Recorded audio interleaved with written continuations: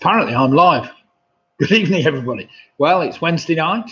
It's 8 o'clock and it's time for Nick's Wednesday night quiz. Well, it's been one of those days today. I'm absolutely knackered, actually, but never mind. We decided today to take the children, these are my grandchildren, out for a quick ride to the park and back, if that makes any sense, in the car. But they've worn us out physically, that's for sure. They were splashing in every puddle and making a right mess of themselves, let alone us, but never mind. Right, Ian's just joined us tonight. Good evening, Ian. Hope all is well with you and you're keeping well, I trust. And Andrew Lewis has also just joined us, so saying good evening, Nick. Jane and Andrew are ready to do battle. It's lovely to see you.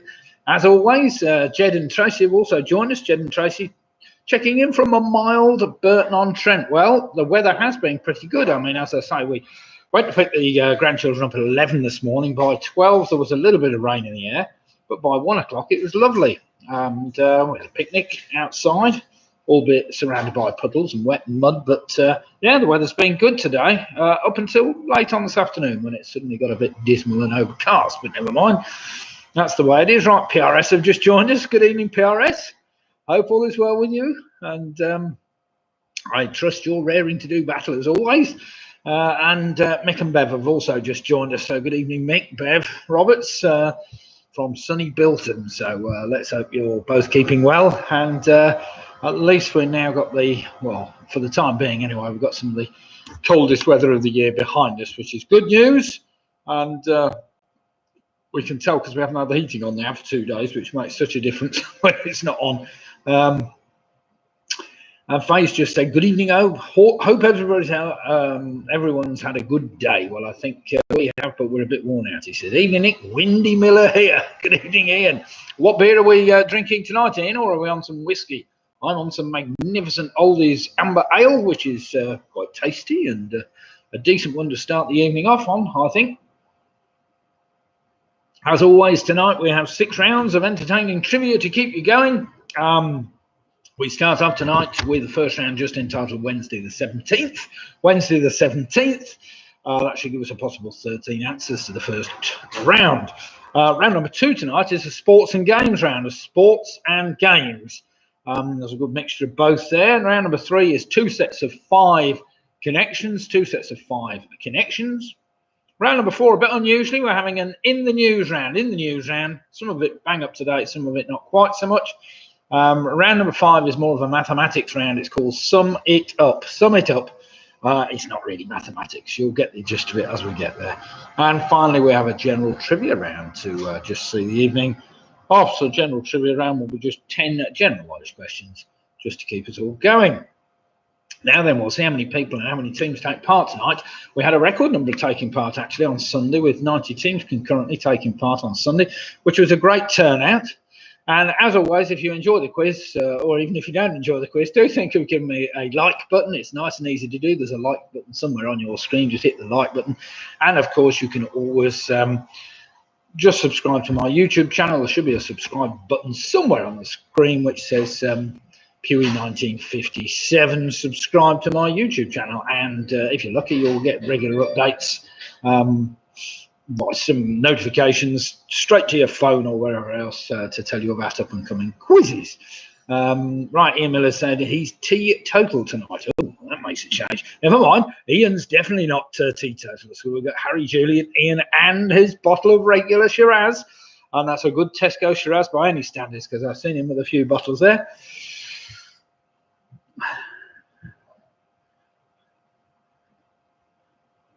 I've had a tiring few days searching and searching, looking and looking, hunting high and low, but I just can't find them. Right, okay, Robbie. I'm waiting for this one. Crick signing in, says Michelle. Hello, everyone. James, Charlie, and myself all ready to go. Glenmorangie, says Jeddy. Glenmorangie for me, Tracy, on the Crusoir. Purely medicinal, of course. That sounds very nice indeed. Faye saying she's on a dark horse Californian Chardonnay for me. I wondered what that was all about, Robin. Never mind. I was looking for the other 2 O's in the electric company. Yeah, well. It was obviously the way I'd worded the question, Robin, rather than the actual fact that there was any O's missing. But never mind. I think Paul had the same issue with the O's in the electric company as well, didn't you, Paul? Or I think, or wasn't it Paul? He was giving me some grief about that as well. So you weren't the only one, Robin. A couple of O's missing in the electric company, but never mind. Anne's just joined us. He said, "Good evening from Anne and Dave. Anne usually stays in London during the week for work, but as I'm off, she has driven home especially to do the quiz." Well, that's fantastic. Great to see you both. So well done, Anne. That sounds brilliant. And well, of course, you've been able to get home. I suppose the snow has all but gone now down your way. I know you had some very deep snow. I would expect with the weather change that we've had over the last 48 hours that most of that snow probably disappeared by now and left you as with us with flooded fields and just very damp underfoot. But never mind, Mike's just joined us. Good evening, Mike. Hope all is well with you. And Paul is just saying, Quizzy Rascals here without Paul Lewis, who you'll be pleased to know I hiding upstairs. Oh, go on. Tell him you're on doing the quiz. He'll soon come and join us, I'm sure, but never mind. Penny's just joined us. Good evening, all. Hope everybody is well, she's saying. So good evening to you, Penny. And Pick and Mix have just joined us. Great to see Pick and Mix joining us tonight. George is also on, so the Yorkies have joined us. So Rory and Georgia are now raring to do the quiz. I don't know whether Linda's joining you tonight, is she, Georgia? You'll have to let us know. I don't even know whether the university students are back at all. Are you back for the term? I know it's half term at the moment for the schools, but you'll have to let me know whether you actually got back after Christmas for the term. I've no idea.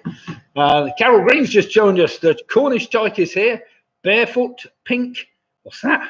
Moscato for me tonight. Well, that sounds interesting. That's not dandelion and burdock at least, but never mind. Barefoot, pink, Moscato. I don't know what that is, but it sounds interesting. Clive and Janet with the teasers. Hi all. Just 3 of us so far. Free the Windshield 2. Good evening, Free the Windshield 2. How are we doing? Windshield 2, I'm not sure where they are.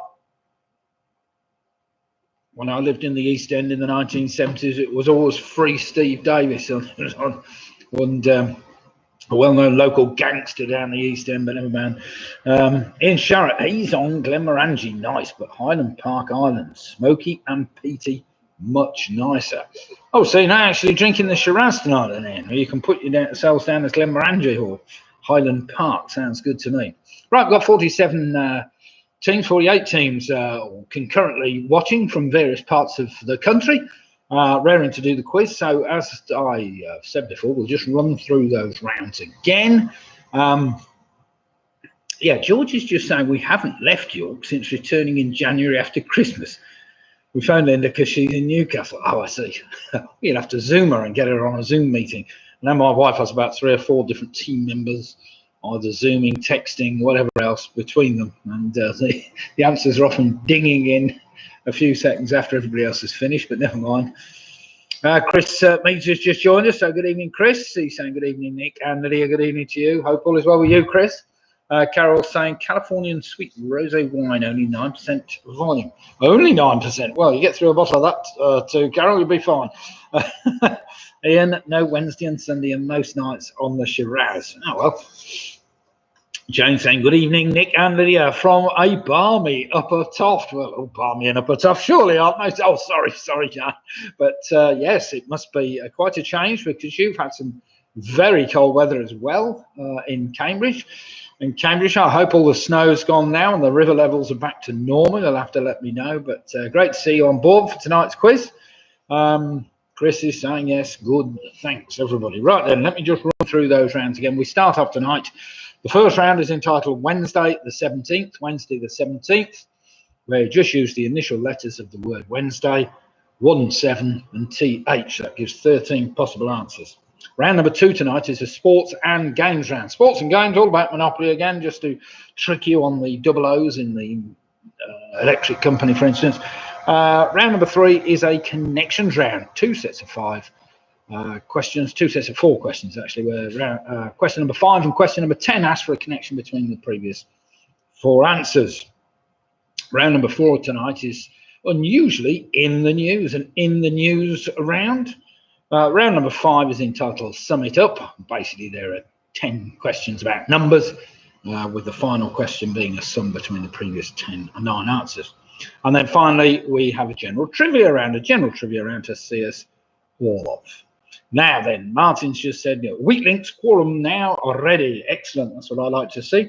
How's Martin then? Back to work yet, Martin? You were telling me all about it. I noticed my national grid shares were moving downwards, so it must be the news has leaked out that Martin Davis is rejoining the national grid for a short contract. Let's hope not. But we will be seeing that, no doubt. Right, as I say, 55 teams now raring to go. A few more joining us as we think. PRS is drinking Boddingtons. I've got some 10-year-old bottle ales, which I must open. Excellent, that's what I say. It's been a long week already, said Martin. Blimey, right, look at you working already, have I, Martin? Do you know anything about thermal heat stores? You'll have to let me know. I was doing a bit of research on thermal heat stores, with phase-changing materials, that kind of thing. Anyway, that's by the by.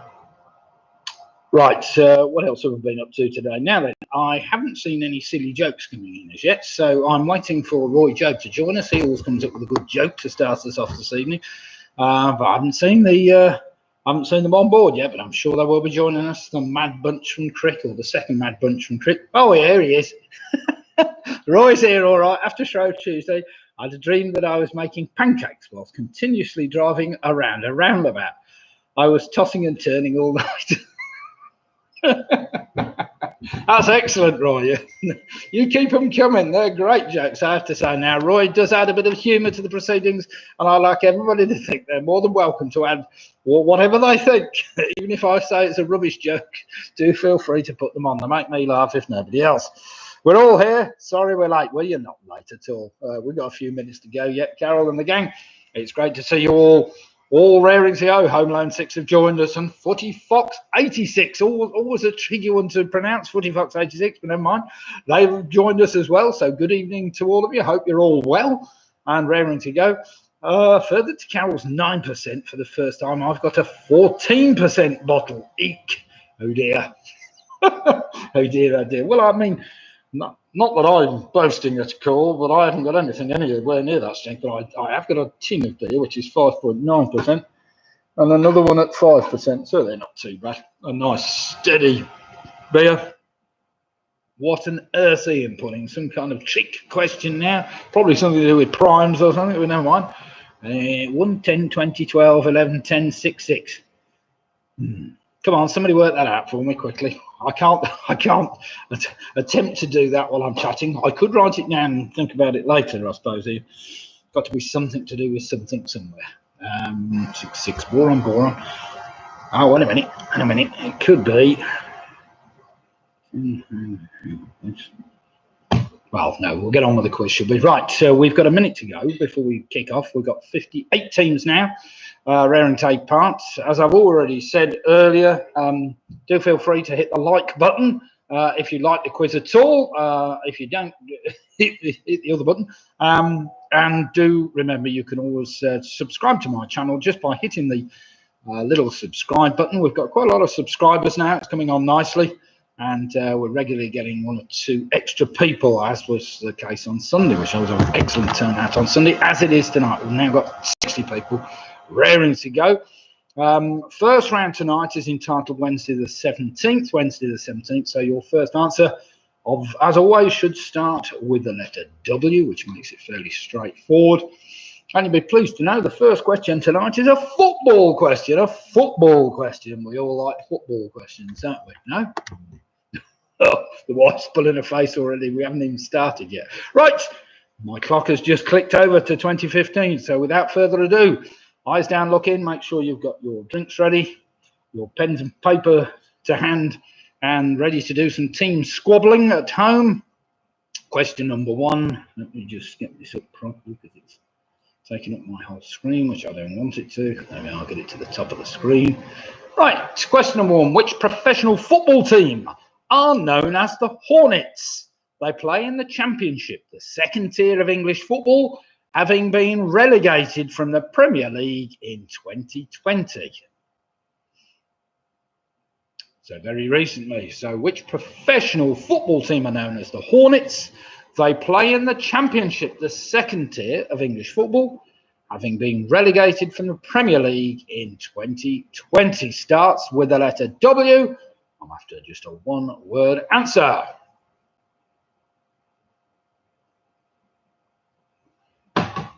Right, question number 2, starting with the letter E. This is a two-word answer. Which organisation is responsible for placing blue plaques on properties in London that were once the homes of famous people? We do see them around rugby, but I don't think it's the same people that do it, but it might be. So question 2 again, which organisation is responsible for placing blue plaques on properties in London that were once the homes of famous people?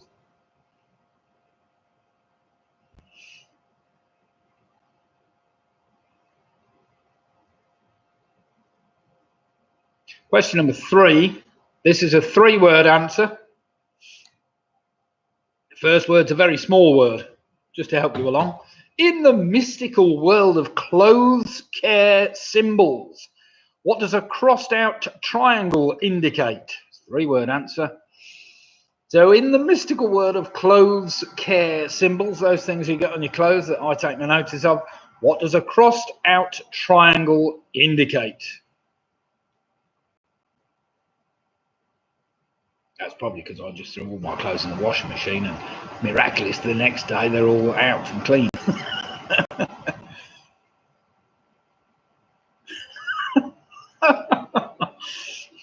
Rudyard Kipling has a blue plaque on his house. Oh dear.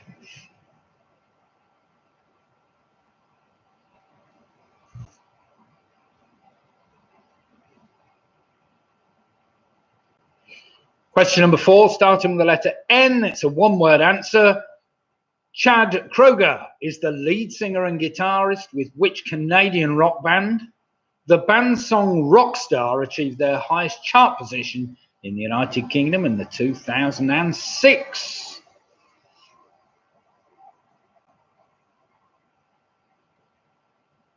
Are you managing to... Oh, sorry, Luke, I didn't ask you whether you were doing these, but you are, aren't you? So question 4 again. Chad Kroeger is the lead singer and guitarist with which Canadian rock band? The band's song Rockstar achieved their highest chart position in the United Kingdom in 2006. I think it went to number 4, but I'm not sure. It got to number 1 in most other countries.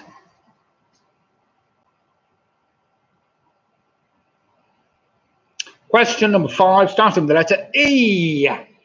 At just 220 yards, how many furlongs would you find in 1 mile?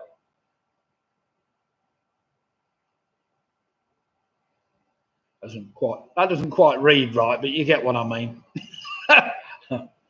So at just 220 yards, how many furlongs would you find in 1 mile?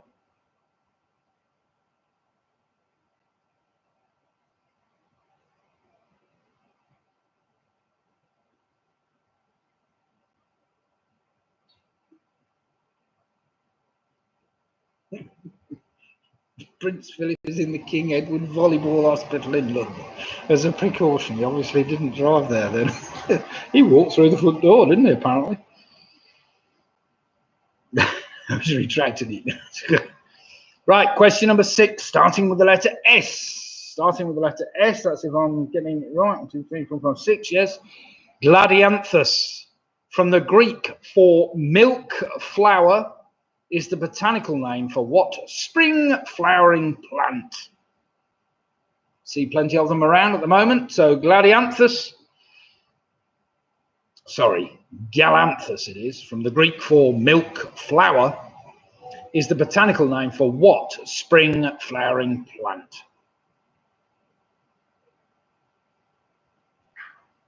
Yeah, try it again, Ian. I nearly got what you're on about. You'll have to wait for in the news round. Mind you, that's a bit too up to date for me.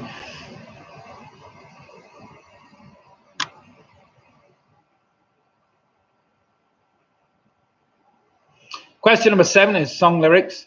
Slip inside the eye of your mind.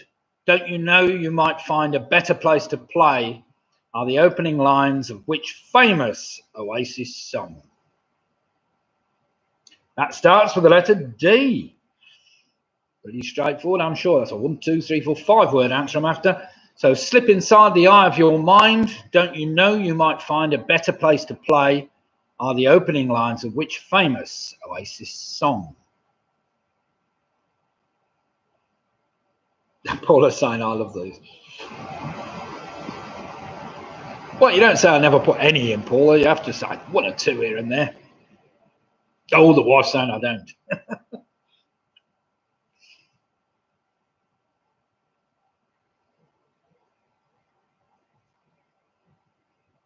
She's saying I only put my pet subjects in.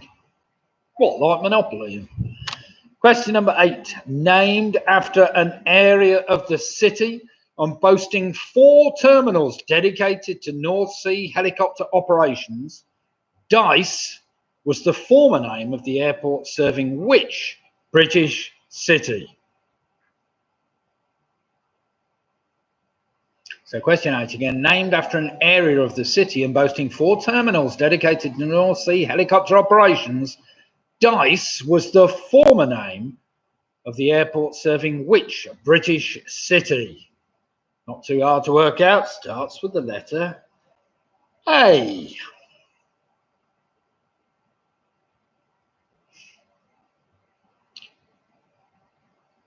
Question number 9. This starts with the letter Y. It's a 1-word answer. Which internet company, founded in 1994, shares its name with a race of brutish, primitive, human-like creatures encountered in Gulliver's Travels?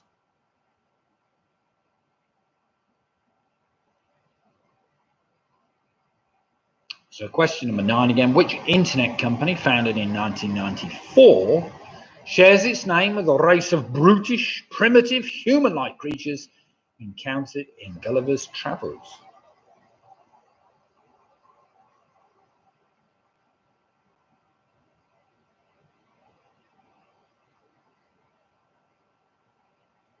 Now then, we've got 2 numbers. The first of which starts with the number 1, but as it's multiple choice, they all start with the number 1. So here we go. How many UK number 1 hit singles did the Beatles have?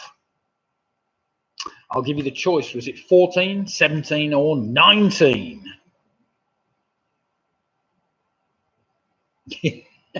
My wife's saying, "Where's my brother-in-law when you need him?" Bit of a Beatles expert. He's not there with the team tonight till later. So question 10 again. How many UK number 1 hit singles did the Beatles have? I presume that's in total and not on their own. I'll give you the choice. Was it 14, 17, or 19? Obviously, they all start with the number 1. You've just got to get the other digit in the correct order.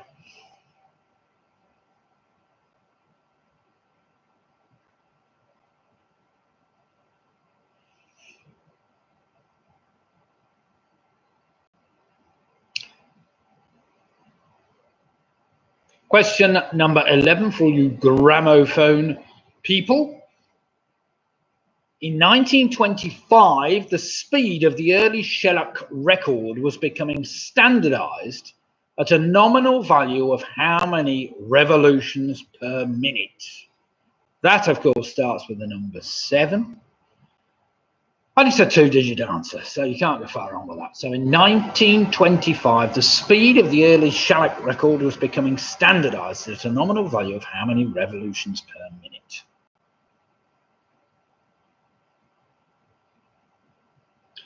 Quite interesting that nobody actually knew quite why it was standardized at that, but never mind.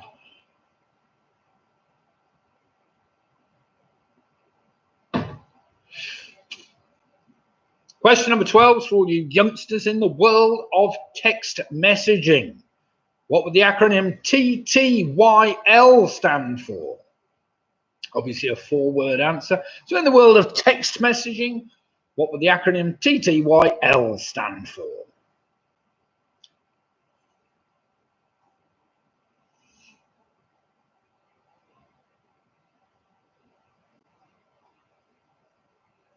I'm sure Georgie will be all over that one. Did you know that one, Lydia? No, my daughter didn't know it. Oh dear, never mind.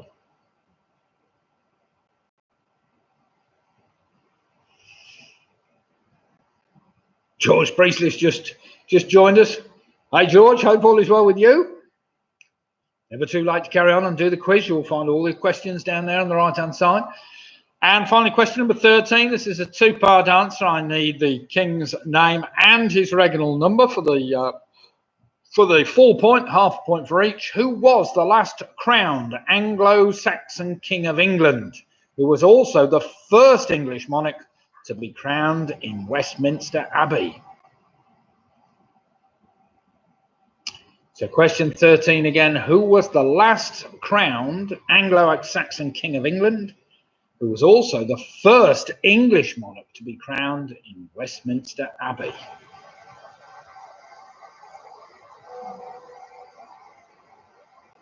There's a good one for you to finish on. That, of course, has got to start with the letter H.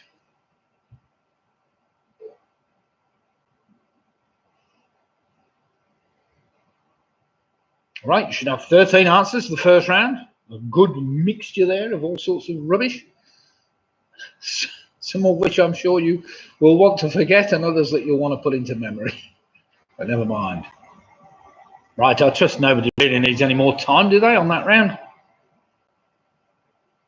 Got an answer in for everything.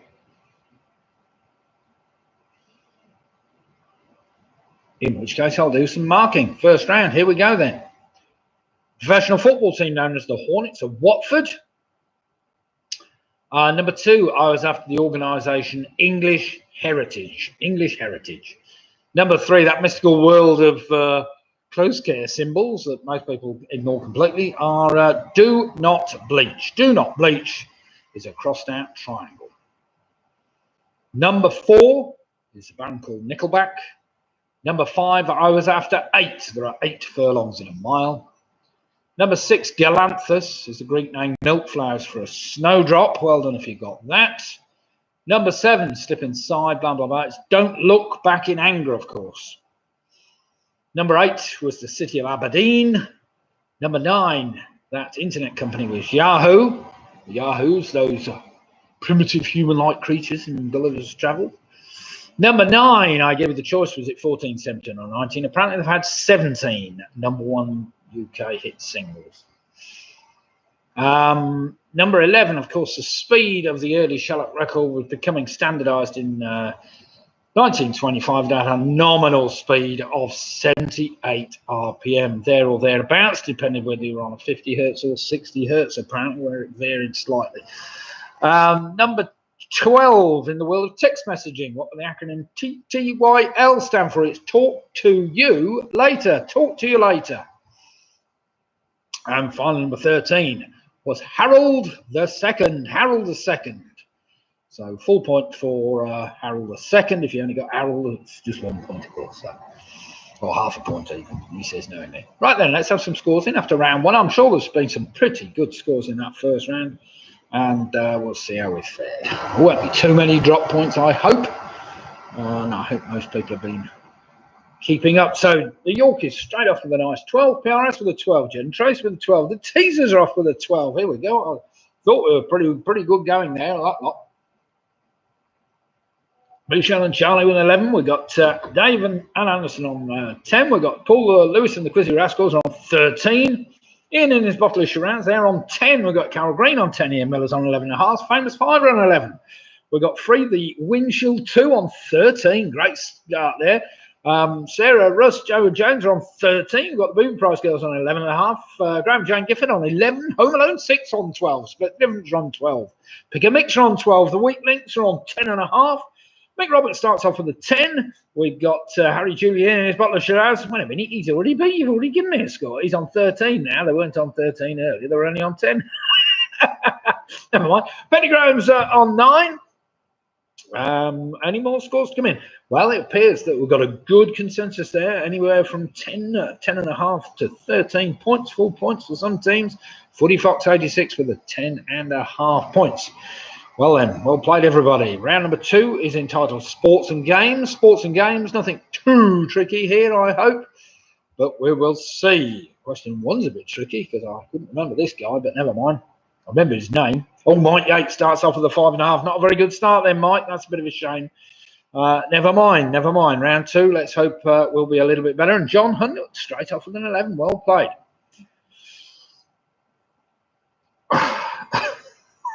If the Prince gets out of hospital this time, he's going to party like he's 99. Oh dear. Copy and paste doesn't always work. Never mind it. Let's not worry about that. Right then, sports and games. I'm even giving you a big clue with number one. Tricky first round. Well, let's hope it's not too tricky the second round then, Mark. Here we go then. What C is the nationality of the 2019 Tour de France winner, Egan Bernal? So what C, and I'm giving you a big clue there, is the nationality of the 2019 Tour de France winner, Egan Bernal?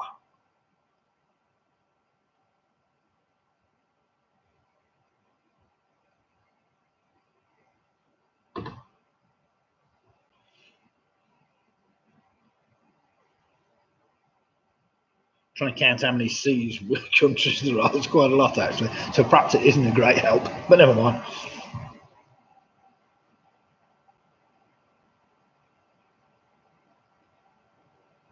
Question number two. Which Asian board game normally has 4 noble tiles representing a fisherman, a woodcutter, a scholar, and a farmer?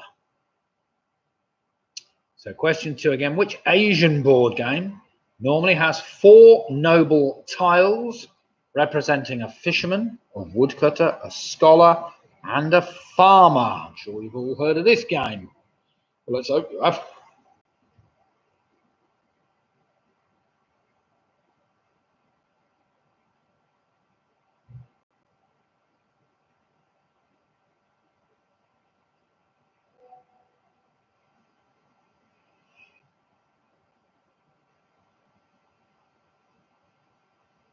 Question number 3 is a type of thing that suits me when I play.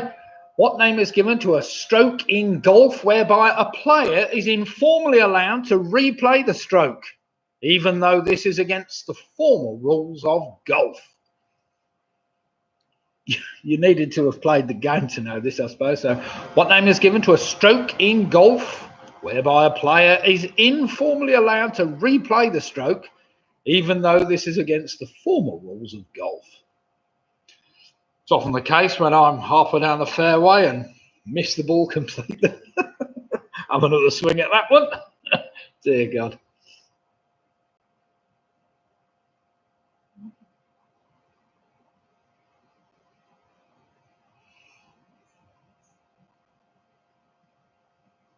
Question number 4, listen carefully, there's big clues in this one. Voted for by players, umpires, and the media, the Alan Border Medal is awarded annually to the year's most outstanding cricket player of what nationality? It's close, Ian. It's close.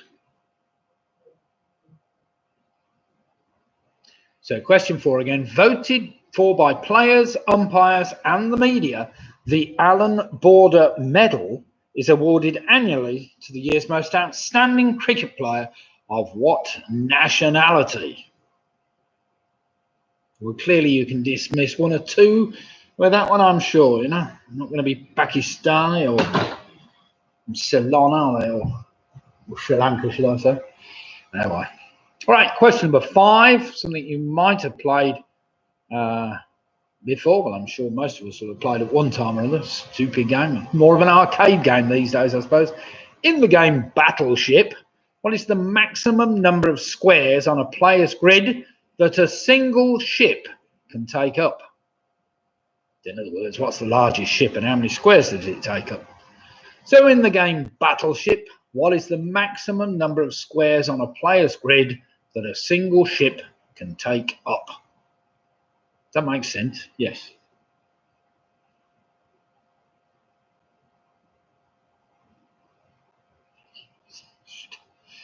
Question number 6, I definitely should have looked up the pronunciation of this. I've got no idea.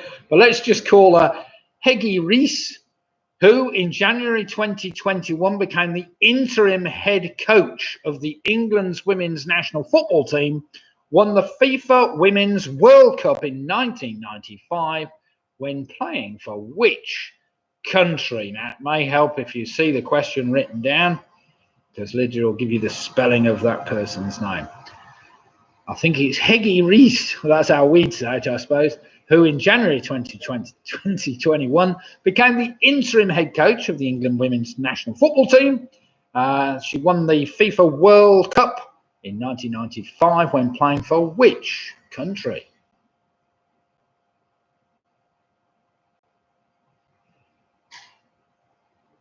Yes, I think her name kind of gives that one away just about.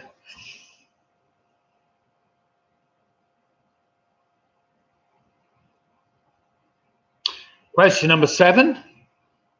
The name of which British sporting participants are limited to just 18 letters? And it's not quiz teams if you're interested to know. So the names of which British sporting participants are limited to just 18 letters?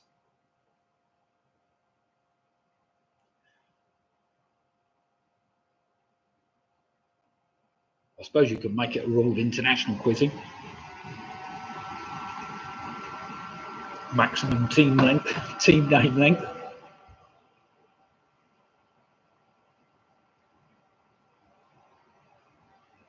Question number 8 is for all you tennis fans. Andy Murray has won the men's single title in which of these events? Now I'm going to give you the choice. Is it the US Open, the French Open, or the Australian Open? So Andy Murray has won the men's singles title in which of these events? I'll give you the choice. Was it the US Open, the French Open, or the Australian Open?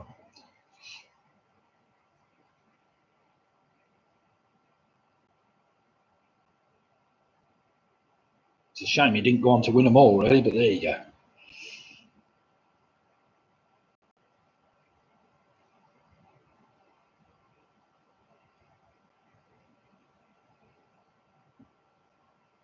Question number 9.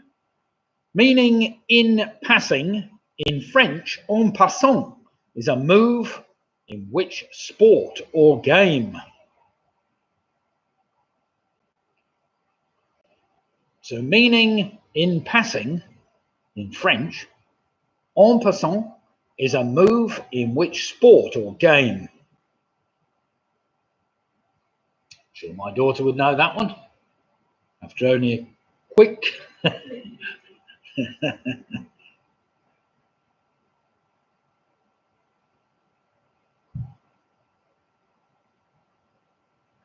Question number 10. This is an interesting one. This is one I didn't know, but I'm sure you can work out. In which sport do competitors from England normally have a tattoo in one ear consisting of 3 letters followed by either a number or another letter? That's an interesting one, isn't it? So in which sport do competitors from England normally have a tattoo in one ear consisting of 3 letters followed by either a number or another letter? And it's not the World Tattooing Olympics or anything silly like that. It's tattooed on the back of his head. Nor is it anything to do with Monty Python. I'm sure he did have a sketch or something that was tattooed onto something over.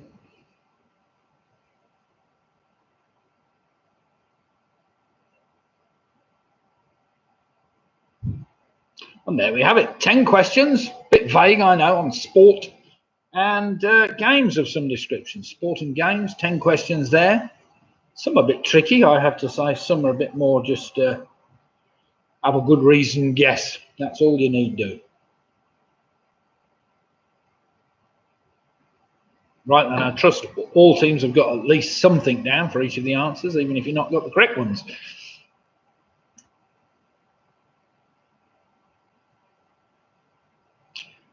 In which case we'll do some marking after round number 2. Now then, sports and games. The C, that nationality of the Tour de France winner, Egan Bernal, he was Colombian. Well done if you got that, because that was tricky. Number 2, the Asian board game I wanted with the noble tiles.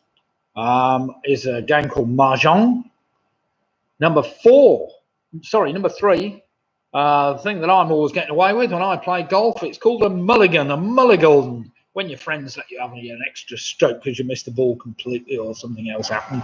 Stick just got in the way at the wrong time, or maybe, I don't know. So that's called a mulligan, an interesting name. Number 4, of course, the Allan Border Medal is presented to Australians.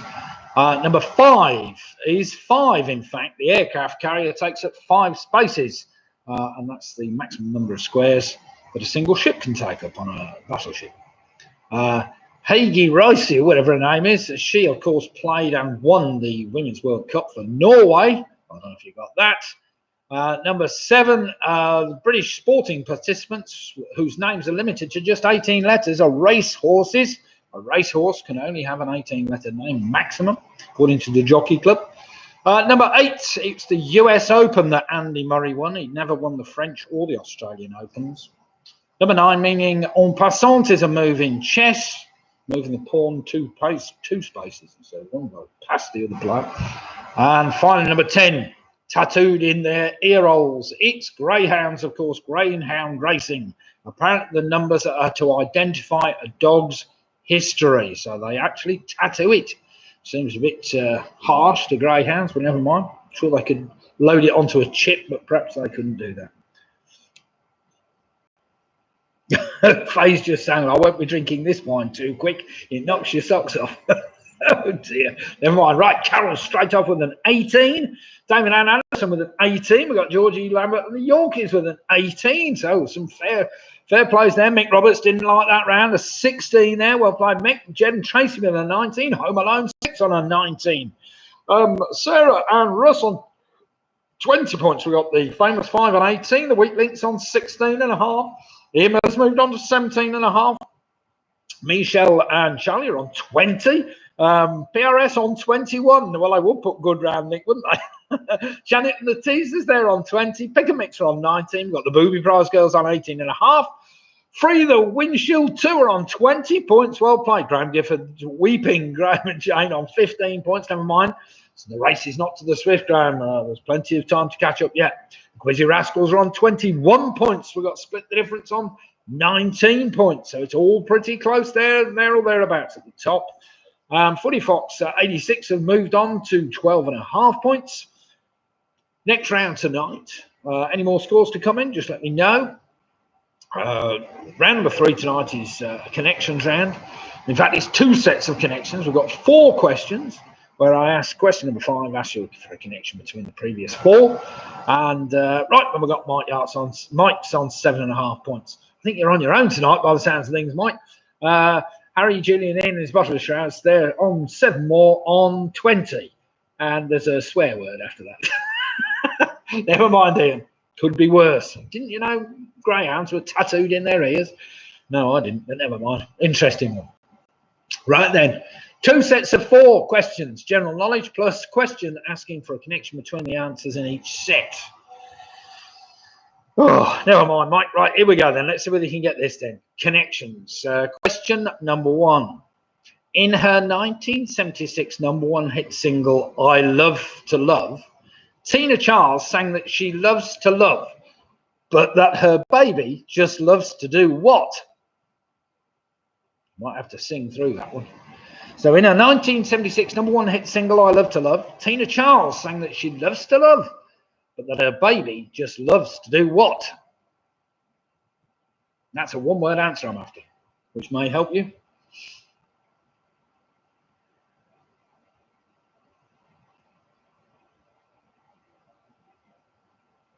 Question number 2. What is the real Christian name of the singer-songwriter better known as Sting?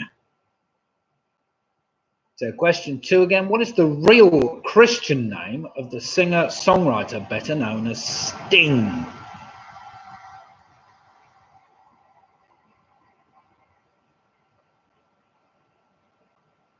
Phil the Napper. Oh dear. I got away with that, having to change the nappy today. That's a first with my My wife didn't, apparently. But that's when I was electrocuted. I haven't told you about my electrocution, have I? I was called around my son's to do some wiring for him because he blew the lights up or something. So in my attempt to figure out what the hell he managed to do, I told him to switch the power off, which he did. Got me electrical things up there, testing a few things. Then on, off, on, off, on, off. This time I'd forgotten which was on and off, and I stuck my finger. Boo! So that woke me up because I was feeling a bit tired today, but never mind. So quick belt never hurt anybody, did it? Right, question number 3. Listen carefully. What 3-letter word can be used as a slang term for the mafia and as a collective noun for a group of kangaroos? Again, a one-word answer. So what 3-letter word can be used as a slang term for the mafia and as a collective noun for a group of kangaroos?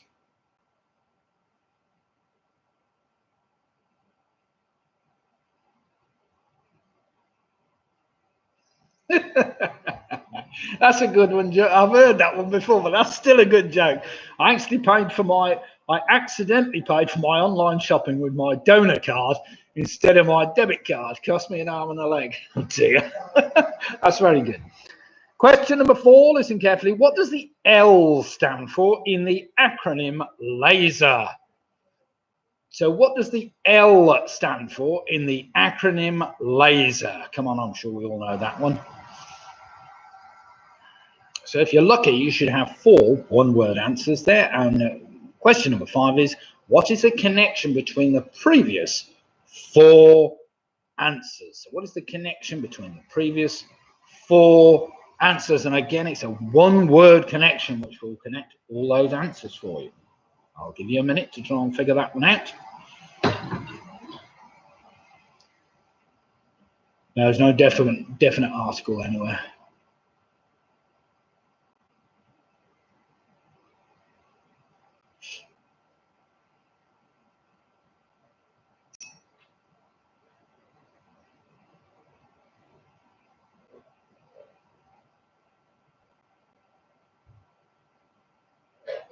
Now then, what do I go for next? Let's have a popular vote. Do I go for the Punk IPA, a good standard, interesting beer, or a Jai Pour? What do you reckon? Could have a vote on it, I suppose, and see.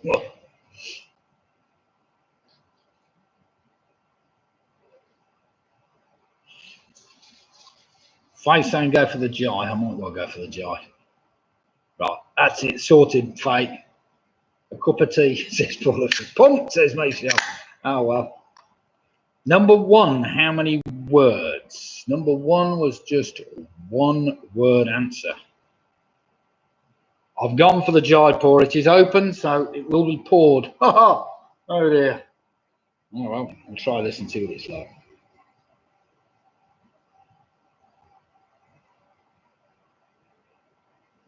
Hey! My wife's just showing me she's hogging the caramel chocolate now without sharing any.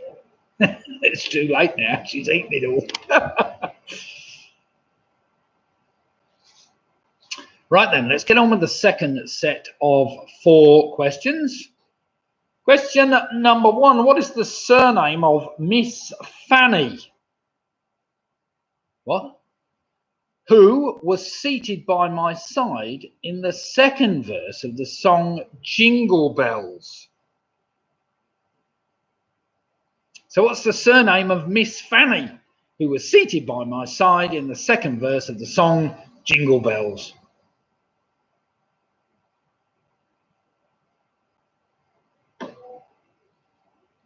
Yes, you have. You've heard this. Everybody's heard of it. Just can you remember it? That's the problem. I suppose you only hear it once a year.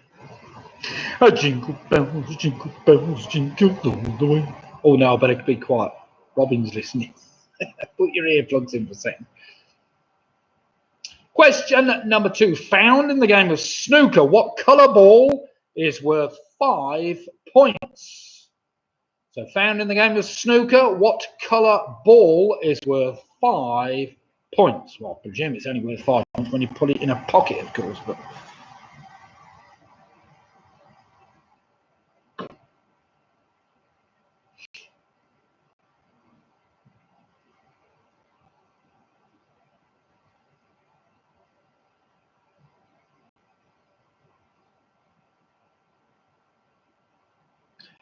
Question number 3. After being nominated for playing the title role in the 1962 film Whatever Happened to Baby Jane, who became the first actress to have received a total of 10 Oscar nominations?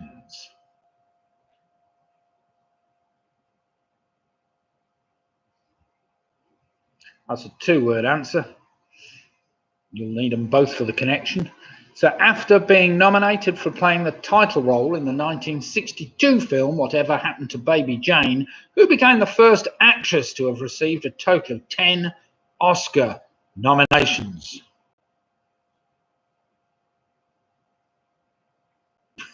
Dear. Go on then. How you make a snooker table laugh, tickle its balls? Oh dear.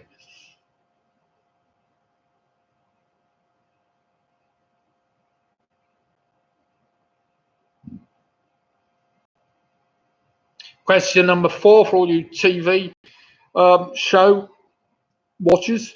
Also, the one-word name of a London Underground station on the Northern Line, that may help you. What was the Buffy the Vampire Slayer spin-off series that starred David Boreanaz as a vampire who is cursed with a human soul? It's a one-word answer I'm after for that one. So, also the one-word name of an underground station on the Northern Line. What was the Buffy the Vampire Slayer spin-off series that starred David Boreanaz or something? Boreanaz, somebody's going to tell me how to say that, as a vampire who is cursed with a human soul. How do you say it, Lids? Boreanaz. Ah, that sounds more like it. Boreanaz. David Boreanaz. As a, I'm not even saying it in the right lingo now. As a vampire who is cursed with a human soul. Now then, listen carefully. Question number 5. What is the musical connection between the previous 4 answers? Again, it's really a one-word connection that will help you. So what's the musical, should I say, one-word connection between the previous 4 answers?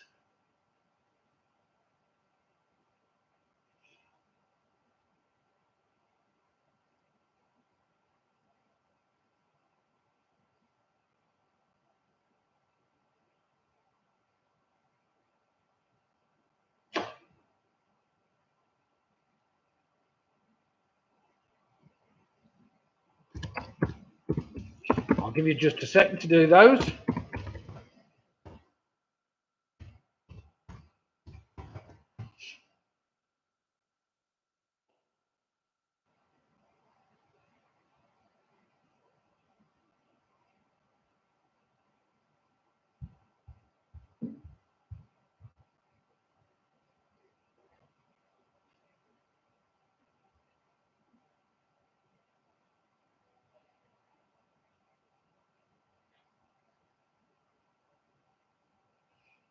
Okay then, everybody.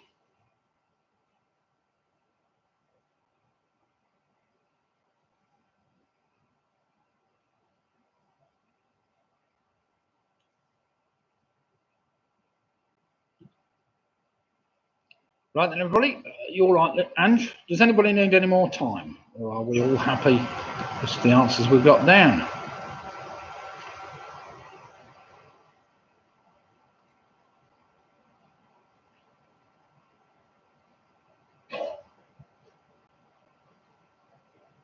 In which case, let's do some answering.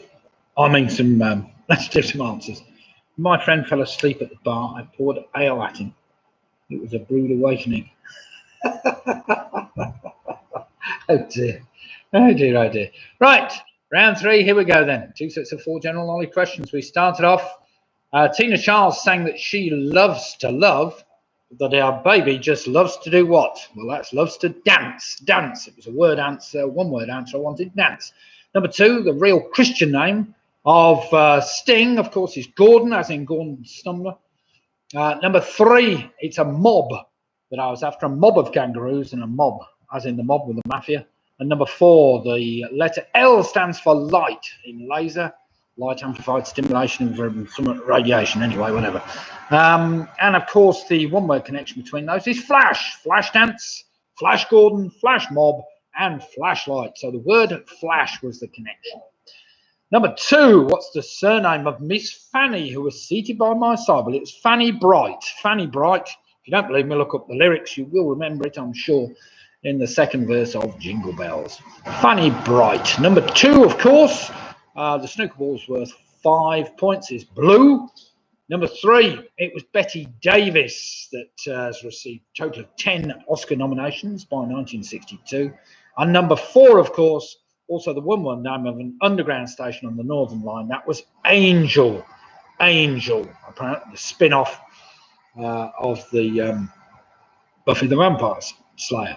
Now, by adding the word eyes, it gives you the titles of hit songs: Bright Eyes by Art Garfunkel, Blue Eyes by Elton John and Don Partridge. Number 3, Betty Davis Eyes by Kim Carnes, and Angel Eyes by, of course, Wet, Wet, Wet, and Roxy Music did that. So there we have it. So well done if you got that connection. It was eyes for the second one. So let's see how many of you scored a full 10 out of 10. I'm sure some of you would have got 10 out of 10. Others may have struggled, but we'll see. Mick Roberts still doing all right there. Mick on 25 points. Paula Flynn, the Quizzer Rascals, are now on 31 points. Jen and Tracy have moved on to 29 points. We've got Dave Anderson on 27 points. PRS have moved on to 31. We've got the Booper Rise Girls on 27.5. Carol Green could not get the connection for the first 4. Damn, says Carol. Never mind, 27 is a good score. Michelle and Charlie moved on to 30. We've got Home Alone 6 on 29. The Giffords have now moved on to 24. The Famous 5 have moved on to 27 points. Ian Miller's now on 23.5. We've got the Yorkies doing very well tonight on 26, with the Wheat Links on 23.5. Big Mixer on 29. That's a good score. With Footy Fox 86 on 19.5. Free the Windshield Tour on 30. We've got Climb Janet with the Teasers on 30. Split the Difference on 29. What's that? Dickie Davis Eyes by Half Man Half Biscuit. Way better. I'm sure it is. Penny saying she struggled on around with 20. Mike Yates, a little better there, Mike. That's was it 7 points on that? Anyway, whatever. Very good. Well played. Right then, round number 4 is in the news. Oh, we've got Ian still not happy with himself. He's putting Harry, Julie, and Ian in his bottle of Shreds. They've added 9 on that score. And he's saying 29 and a rude word afterwards, but never mind. And Sarah and Russ and the gang are on 29 points. So it's all to play for at the moment. We've got a number of teams on 29s and 30s. Nobody's running away with it so far. We've got Quizzy Rascals are on 31. So it's all pretty close, isn't it? It's all pretty close at the moment. PRS are also on 31. So if you're in the running, 29, 30, 31, in the news. A little bit random today, but we'll see. Right, question number 1. Listen carefully, listen carefully. Around 2.9 million citizens from where are now eligible to live, study and work in the United Kingdom after a new visa route opened on January 31st, with the government expecting around 300,000 people to take up the offer. So question 1 again, around 2.9 million citizens from where are now eligible to live, study and work in the United Kingdom after a new visa route opened on January 31st, with the government expecting around 300,000 people to take up this offer. Not that they'll be letting any of them in at the moment, but never mind. That's a minor problem for them, I'm sure.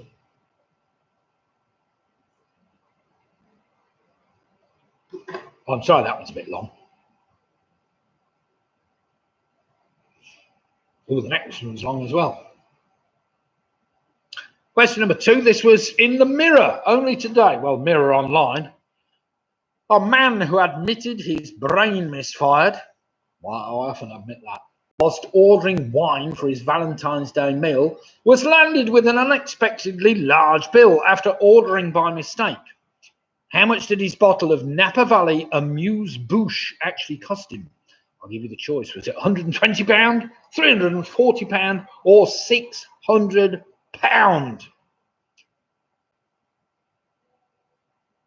So in other words, he made a mistake ordering the wine, silly sod, and ended up paying rather a lot. It's called Napa Valley's Amuse-Bouche, and it actually cost him what? I gave you the choice. Was it £120, £340, or £600?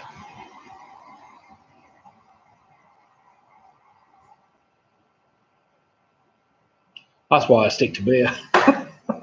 Can't be that much, whatever you do. Question number 3. This will be in the news tomorrow. What is the name of the new NASA robot that is heading for a touchdown tomorrow in a Martian crater called Jezero, I think it's called. Jezero, that's right. So what is the name of the new NASA robot that is heading for a touchdown tomorrow in a Martian crater called Jezero? No, that was number 3. Haven't you got that? Oh, bother. I must have sent you the wrong version. Have you got the online version?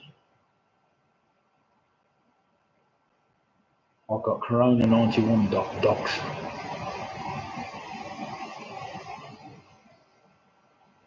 You might have, yeah, because it stores in different places. Sorry, that was number 3. There might be a word wrong here altogether, Liz.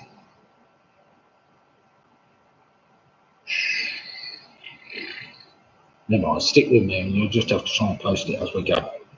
Sorry, it looks like I've Lydia's order up. I've sent her the wrong saved quiz by the looks of things, but never mind. I'm sure we'll work our way around it in our normal manner. Question number 4. As a country, the United Kingdom imported approximately 5.8 terawatts of energy from other European nations last year via submerged links. But which country did we import nearly 68% of that total? So as a country, the United Kingdom imported approximately 5.8 terawatts of energy that's electricity, from other European nations last year via submerged links. But which country did we import nearly 68% of that total? I'm sure Martin Davis should get that one straight away. National Grid expert. He knows where it's all coming from.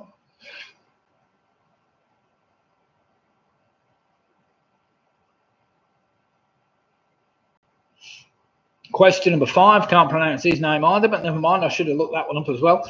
What is the nationality of the new manager of Chelsea Football Club, Thomas Tuchel? So what is the nationality of the new manager of Chelsea Football Club? He's known as Thomas Tuchel or Tuchel.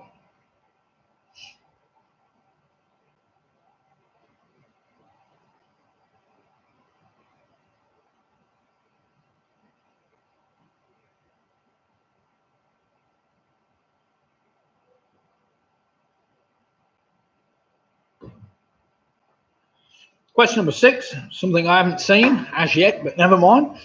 Released on Christmas Day 2020, what did Netflix recently announce as their most watched TV series ever, with a viewership of 82 million households, apparently? To help you, it's a one-word answer. So released on the Christmas Day of 2020, what did Netflix recently announce as their most watched TV series ever, with a viewership of 82 million households?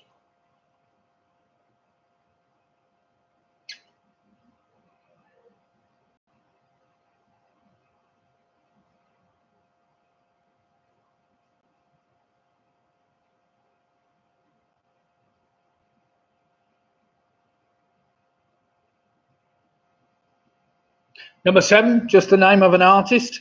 The highest price ever paid for a painting by which Italian artist occurred recently, when a 15th century painting called Portrait of a Young Man Holding a Rondel sold at auction for over $90 million. Depends how well you read your paper, I suppose.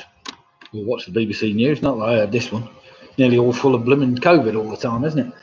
Question 7 again, the highest price ever paid for a painting by which Italian artist occurred recently, when the 15th century painting called A Portrait of a Young Man Holding a Rondel sold at auction for $90 million.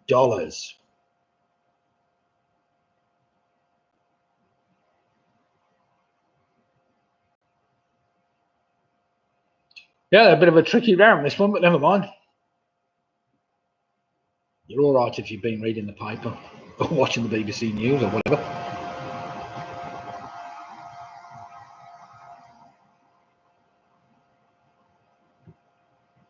Question number 8. This is a daft question. A man has come under fire after sharing his controversial pancake toppings in honour of Shrove Tuesday on his Twitter feed. But what unusual toppings did he enjoy? I'll give you the choice. Was it fish fingers, tomato sauce, or black pudding? This was all over the news today. I think this was in the Mail, actually, but never mind. So if you watch the Mail, so a man has come under fire after sharing his controversial pancake toppings in honour of Shrove Tuesday on his Twitter feed. Fancy doing that. But what unusual toppings did he enjoy? I'll give you the choice. Was it fish fingers, tomato sauce, or black pudding? What would you put on top of your pancakes?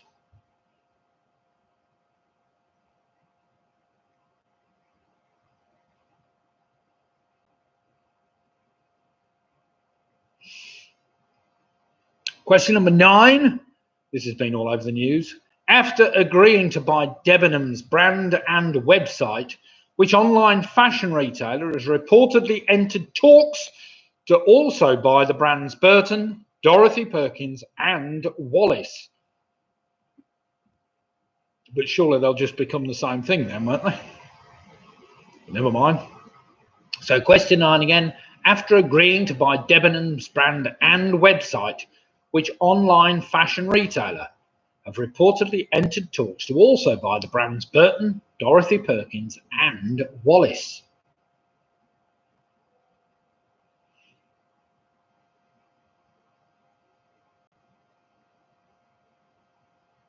And finally, question number 10.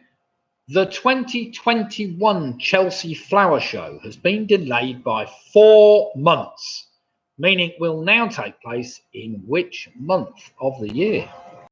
Well, of this year, apparently. That's what they've got it planned for. So the 2021 Chelsea Flower Show has been delayed by 4 months, meaning it will now take place in which month of the year? Though quite how you delay your flowers by 4 months, I'm not sure, but never mind. I suppose you've got to have different flowers, haven't you? Either that or plastic flowers, yeah. Right, 10 very tricky questions there. I want a 2 to slip on, I'm sure. But let's see whether you got an answer for each of those.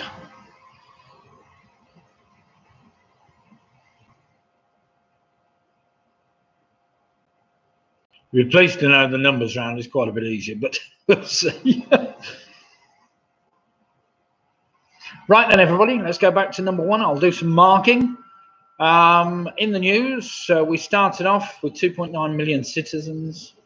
From where are they now eligible to live? They were all from Hong Kong, of course. They've been given the offer of coming to the United Kingdom, 2.9 million citizens. Number 2, he actually paid £600 for this bottle of Amuse Bouche or whatever from the Napa Valley. Oh, God knows how good it was. Didn't think that. It was a 2013 bottle, apparently. What made that special and cost £600? I have no idea. That's nearly a good one, that is, Faye. Well, I have to say, Pancake Day really crept up on us this year. Oh, that's very good. Yeah, I like that one. Question number 3. What's the name of the NASA robot that is now called Perseverance? Perseverance. Number 4. The country which we import most electricity from is France. France. Of course, they got their nuclear reactors running all the time. Number 5. The football manager, Thomas Tuchel, is German. Number 6, released on Christmas Day, what Netflix recently announced their most watched TV series ever. That was Bridgerton. Bridgerton. Well done if you got that.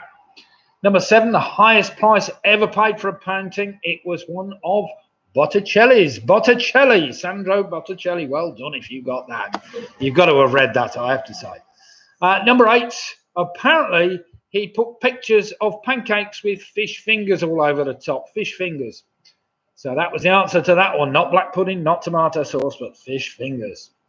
Number 9 is Boo-hoo, that apparently have agreed to buy Debenhams brand and website.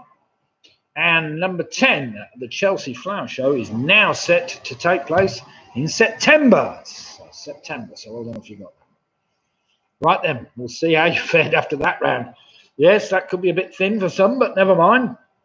It tests the old grey matter as well, doesn't it? In the news round, don't very often have those, to be fair. Not as much in the news, it's all the same news every week, isn't it? You can tell which booby prize girl is doing all the writing, can't you? Mick Roberts on a fantastic 33 points. Well done, Mick. That's a good score. Carol Green's moved on to 35. PRS on 39. Jen and Tracy on 38. We've got the Quizzy Rascals. They've moved on to 40. We got Georgie Lambert on 33 for the Yorkers with Michelle on 37 points and the Famous Five on 35. We've got Ian Miller on 30.5 points. The Gibbons have moved on to 32. Sarah's going, oh dear, they only got 4 on 33 points. That was a stinker of a round. Footy Fox 86 on 25.5. We've got Anne and Dave Allenson on 32. Mike Yates 15.5. Questions not suiting us today. Never mind. Weak links are on 291.5. Oh no, that's 29. 29.5. Penny Grove's moved on to 26. We've got Free the Windshield 2 on 37. Clive and Janet and the Teasers are doing well on 39. Harry Julian in and his bottle of Shrad. They've added another 6. He started as shitter and shittier on 35. Booby Prize Girls doing remarkably well. Well played, Jackie. 34.5 with Pigger Mix on 36 points. So have we got any more scores to come in? Some very good scores there. 36 is 40 is the top score at the moment for the Quizzy Rascals, but there's a lot very close behind. Well, very close behind that. So now then, round number 5 is a little easier. I have to say, well, I think it's a bit easier, but we'll see. It's all about numbers, So all you've got to do is to write a number down for each of your answers, and then question number 9, or 10 even, will ask you to total the numbers, and it should add up to something or other, which I'll give you. So you can always work your way back a little bit if you're lucky. It's called Sum It Up. 10 questions on general knowledge, each asking for a number. And the answer to the final question is also equal to the sum of the numbers of the first 9 answers. We get the idea to that, don't we? So question number 1, listen carefully. In the Harry Potter novels, how many players are there on a Quidditch team? I know a lot of you will be saying you've had too much sport already tonight. But in the Harry Potter novels, how many players are there on a Quidditch team?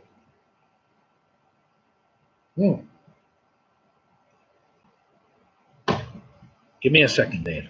Sorry.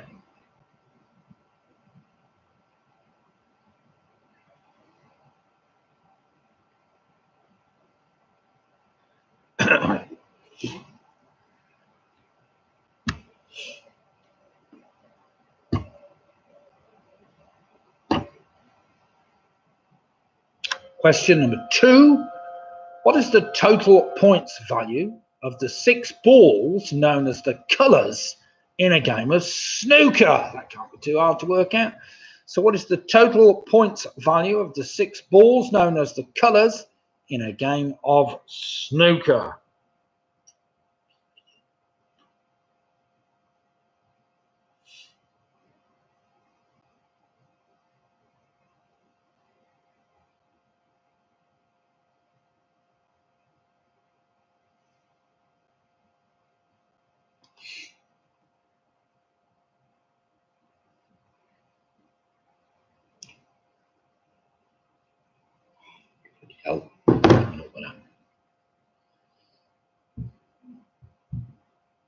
Question number 3.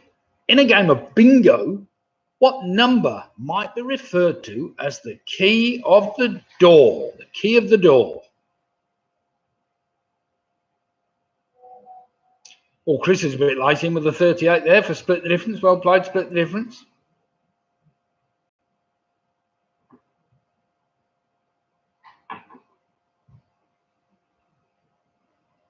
What's that?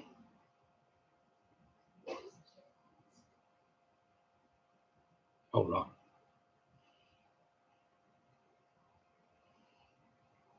Question number 4. Good one for all you people that go to church still.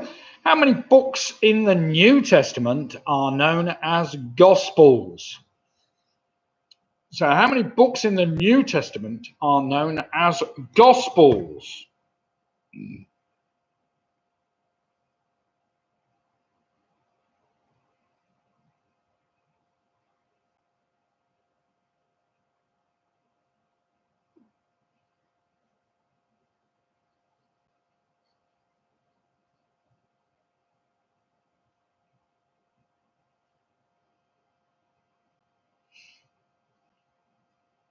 Question number 5, listen carefully. How many states of the United States of America have a Pacific coast? So question 5 again, how many states of the United States of America have a Pacific coast? Sure you can work that one out. You know your coasts.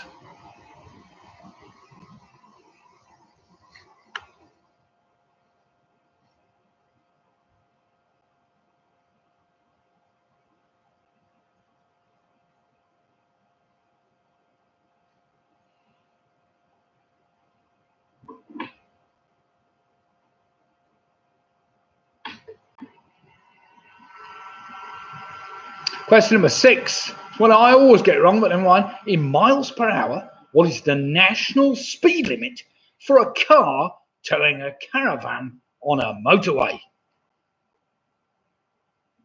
My daughter should know this, having just sat a speed awareness course the other day and passed with flying colours, I may ask. So question number 6 again. In miles per hour, what is the national speed limit for a car towing a caravan on a motorway?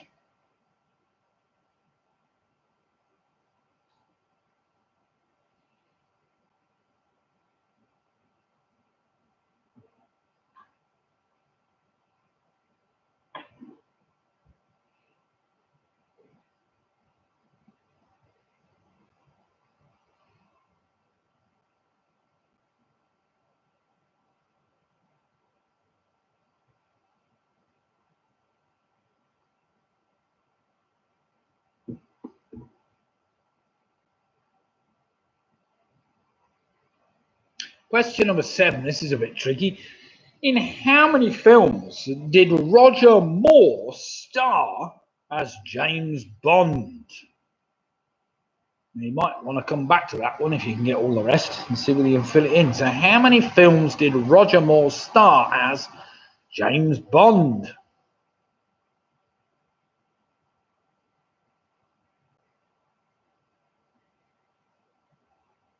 This Jaipur's going down all right anyway.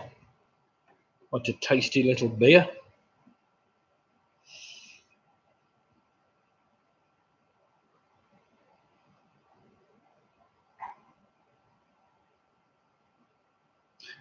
Question number 8. In the world of computing, how many bits are there in a byte? So in the mysterious world of computing, how many bits are there in a byte?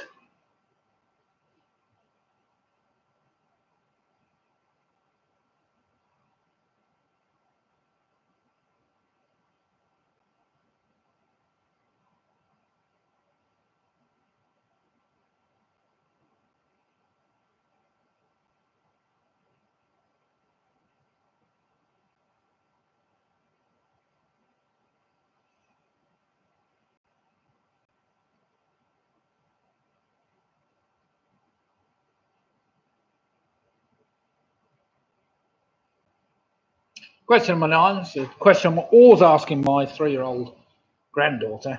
How many deciduous or milk teeth do most children have in a full set?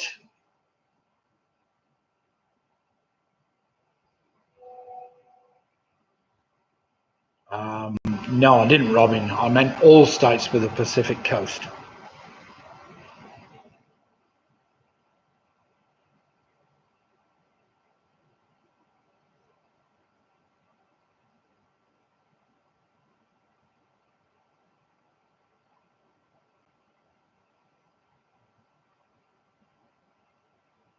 So yeah, just to clarify question 5, how many states in the United States of America have a Pacific coast? That means all states with the Pacific coast.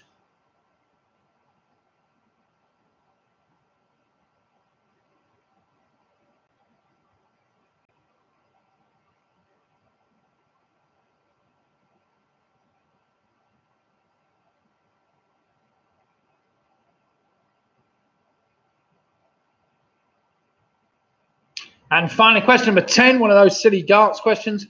With the answer being equal to the sum of the numbers in the previous 9 answers, what is the lowest number that you can't perform a 3-dart finish on a standard game of darts, or in a standard game of darts?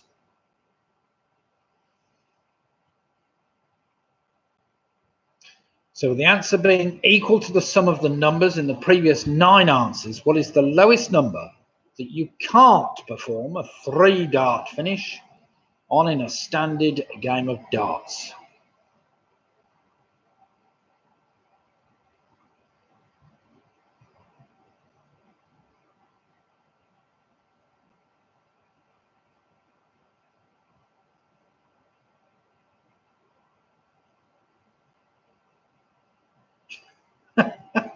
I've heard that before as well, Faye. That's very good. Viagra won't make you James Bond, but it will make you Roger Moore. Oh, dear God. Didn't we have something about blue pills at the last quiz? I don't know. Somebody was being rude at the last time.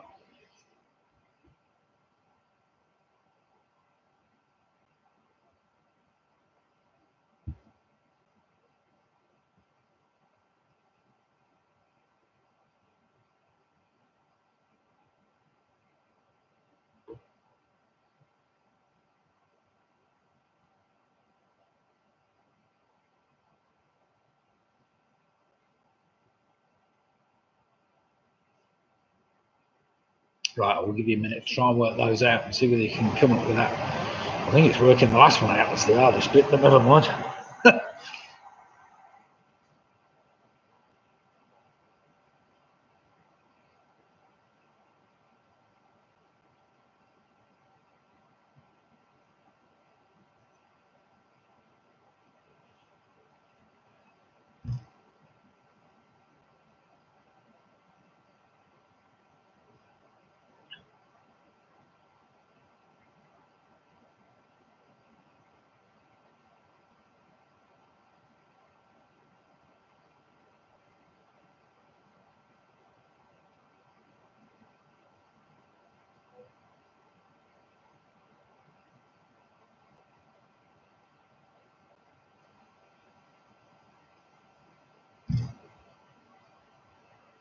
I know that's not easy to understand, I have to say.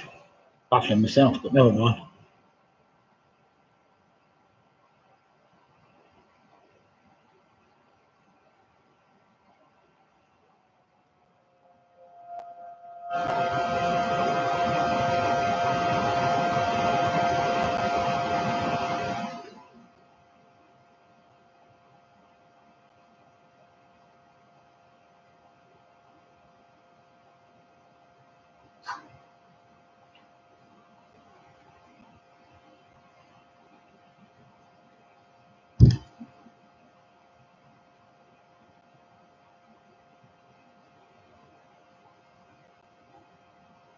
I think if you go from the highest downwards, that's the way to do it.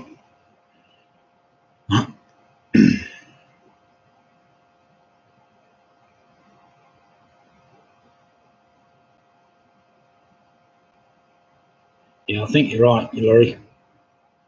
I think it means the highest number that can't be a 3-dart finish. I don't quite know where I've got that from, but never mind.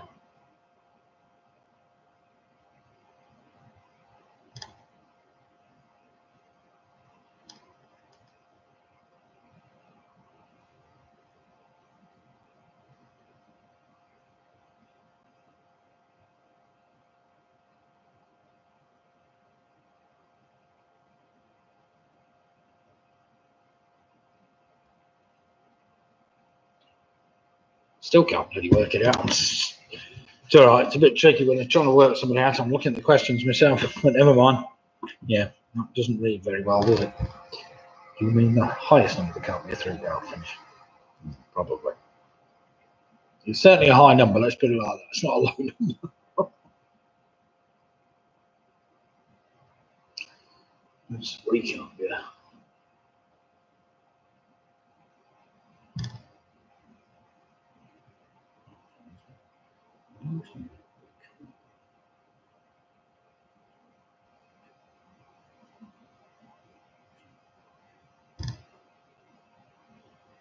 The fridge last night. That's all right.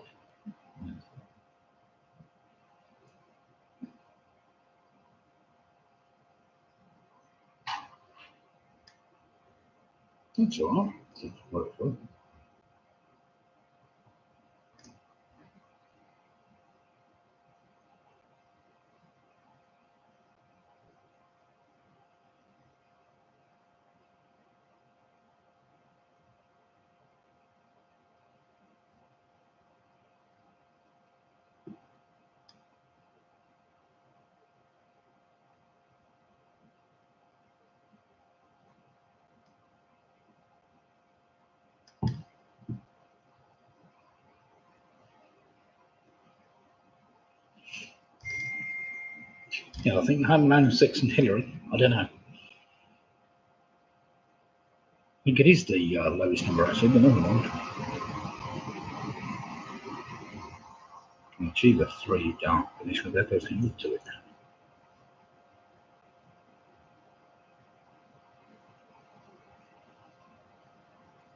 Right then, let's put it all out your misery before we all go mad looking at that last one. I think it's just a matter of wording, which makes it a bit tricky. Now, I trust you've all got at least 9 answers or 10 answers to that. Even if we can't work out the last one, I think I can now. I think the question is written right, actually. I'm looking at it.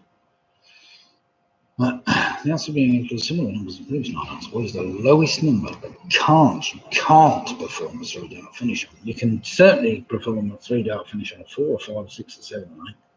A 9, a 10, 11, 12, 13, 14, 15, 16, 17, 18, 19, 20, 30, 40, 50, yes. Good job, James and Charlie are here. I know nothing.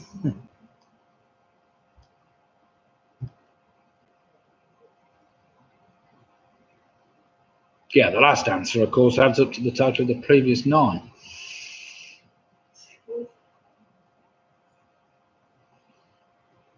Right then, everybody, let's put you all out your misery. Right, number 1, Harry Potter novels. How many players are there in a Quidditch team? There are 7. 7 players in a Quidditch team. Number 2, the total points value of the 6 ball, known as the colours in a game of snooker, is 27. 27. Number 3, in the game of bingo, what number might be referred to? Key of the door. That's 21, of course. 21. Number 4, how many books in the New Testament are known as the Gospels? Well, there's Matthew, Mark, Luke, and John. So there are 4 of them, the 4 Gospels. Number 5, how many states of the United States of America have a Pacific coast? That's 5. California, Oregon, Washington, Alaska, and Hawaii. Number 6, in miles per hour, what's the national speed limit for a car towing a caravan on a motorway? That's 60 miles an hour. Number 7, in how many films did Roger Moore star as James Bond? Well, that was a tricky one. That was 7. 7. Question number 8, in the world of computing, how many bits are there in a byte? That's 8. There are 8 bits in a byte. How many? Number 9, how many deciduous teeth or milk teeth do most children have in a full set? That's 20. 20. And of course, finally, the answer being equal to the sum of the numbers in the previous 9 answers. What's the lowest number that you can't perform a 3-dart finish on a standard game of darts? That's 159 points, apparently. 159. So well done if you got that. I'm sure some of you will work that out. It does appear, actually, I was working out, you can virtually score, well, you can score every score up to 159 with a 3-dart finish. So, Harry, Julian, Ian, and his bottle of Shiraz, he got 10. Well, he liked less shitty, you say. Well done, Ian. He's a good mathematician. That's 45 points. So well done that. including how to space commas. Including how to space commas. What? Good job, James and Charlie and I know nothing, including how to space commas. That's all right. That's a good bit of spacing by any standards there, Michelle. PRS are on 49 points. Well played, PRS. Sarah and Russ and the gang, James and Joe, are on 40 points. We've got Graham and Jane on 40 points. Weak Links, Grim on 35.5 points. We've got Clive Janet and the Teasers on 39 points. Mike Yates has moved on to 21.5 points with the famous 5 on 41 points. The Booby Prize Girls are now on 41.5 points. Carol Green, but hard work, 45 points. Ian Miller's on 36.5. Got the Yorkers have moved on 40. Dave and Jan Anderson on 38. Michelle, Charlie and the gang are on 46. That's a good score with the 3. The Windshield 2 on 47. Also another very good score. Footy Fox 86 are on 29.5. Penny Ground's moved on to 31. We've got My Brain is Scrambled on 43. Said Home Alone 6. Jen and Tracy are on 48. Mick Roberts is on 41. We've got Clive and Janet with the Teasers. Moved on to 49 points. So we've got Clive and Janet 49. We've got Pick a Mix on 44. The Quizzy Rascals 50 points. Quizzy Rascals look like they're the team to beat at the moment. We've got Clive and Janet on 49. We've got the Quizzy Rascals on 50. We've got Jen and Tracy 48. The Windshield 2 on 47. We have got PRS on 49. So there's some great scores out there tonight. Some teams are finding it a little bit easier than others, but never mind. It's all hard going. Now then, round number 6, general trivia. General trivia. Nothing too tricky here, thankfully. So you might be able to, let's see whether we can have a full 10 out of 10 from these teams at the top. And see how well. See how you fare. Chris Meads and the Split the Difference are on 38. So it's all to play for in this last round. All to play for. Let's see how we fare. Right then, question number 1. I took this off. Well, I didn't take this off. I modified a question off the Chase, didn't I? The Isle of Skye postcode starts with which 2 letters, which are also the first 2 letters of a nearby city? So the Isle of Skye postcode starts with which 2 letters, which are also the first 2 letters of a nearby city?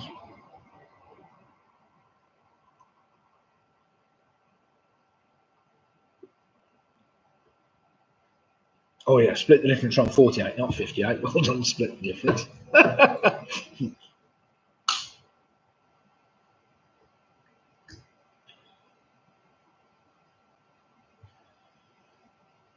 Question number 2. In pre-decimal currency in the United Kingdom, what coin was sometimes referred to as a tanner? So in pre-decimal currency in the United Kingdom, what coin was sometimes referred to as a tanner?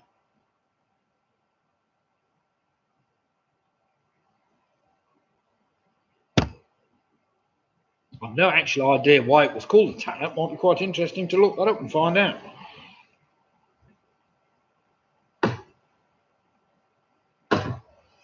Question number 3. Seen as a major turning point in the French Revolution, what particular event in history is celebrated on July the 14th each year in France?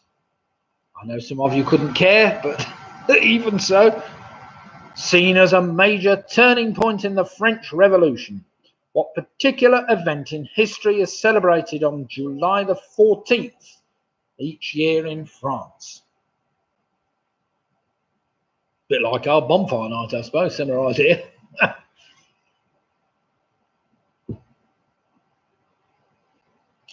Question number 4 is a bit trickier, one for you to work out. As of 2021, name the last year in which there was a UK general election and a US presidential election held in the same year.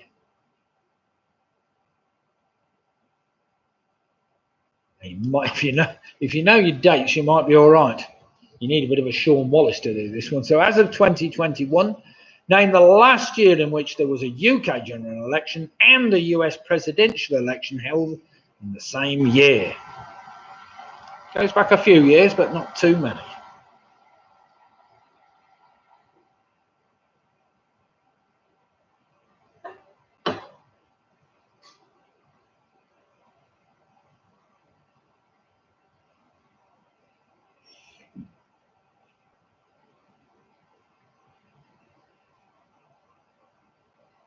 Question number 5, bit of a daft question, this one. Wilma Slaghoople had a job as a lowly cigarette salesperson, but which famous person did she marry in 1960?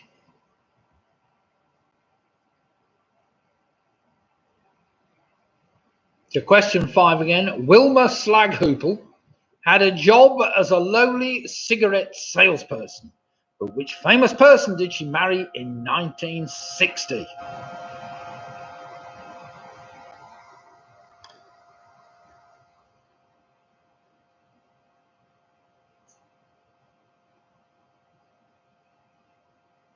Slaghoople, that's a great surname, isn't it? Question number 6.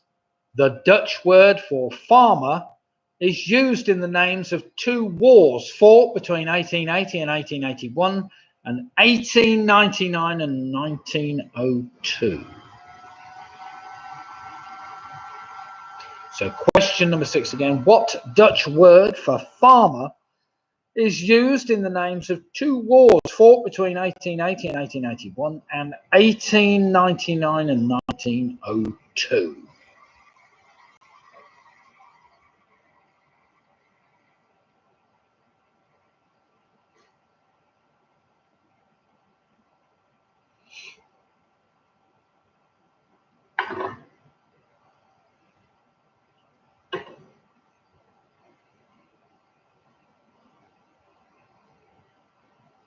Question number 7 for all you good quizzers.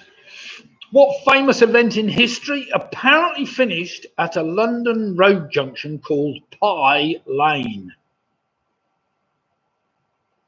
So question number 7 again. What famous event in history apparently finished at a London road junction called Pie Lane? Still there today.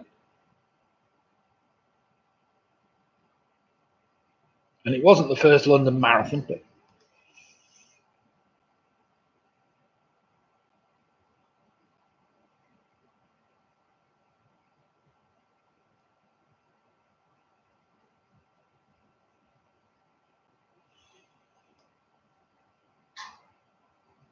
question number 8. Designed by Swiss architectural firm Hergos and de Meuron, in which city would you find the 91,000 all-seater Bird's Nest Stadium?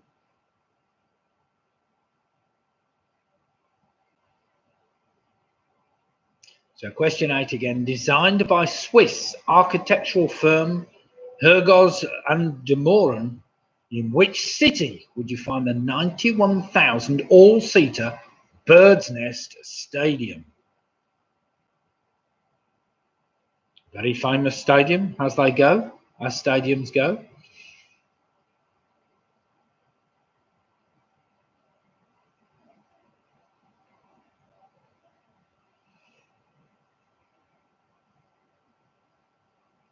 Question number 9, the penultimate question of the evening.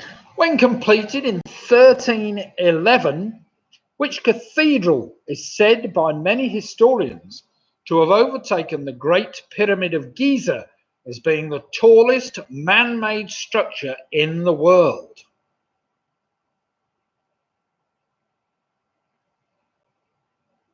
So question 9 again. When completed in 1311, which cathedral is said by many historians to have overtaken the Great Pyramid of Giza as being the tallest man-made structure in the world?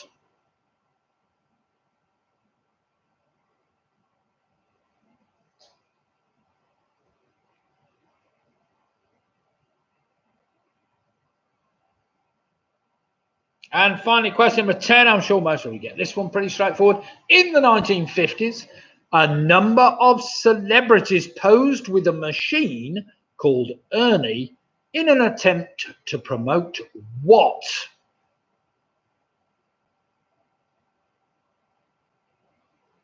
So in the 1950s, a number of celebrities posed with a machine called Ernie in an attempt to promote what? Nothing to do with robots or machine learning, but And there we have it. 10 generally random, vague, general knowledge questions. A little bit of history, actually, in that one, but never mind. Well, it was great to see so many people taking part tonight. Thank you very much. Ian's saying question 9 is missing. Question 9. Why is question 9 missing? We put question 9 down, Lid. It's missing. It is missing.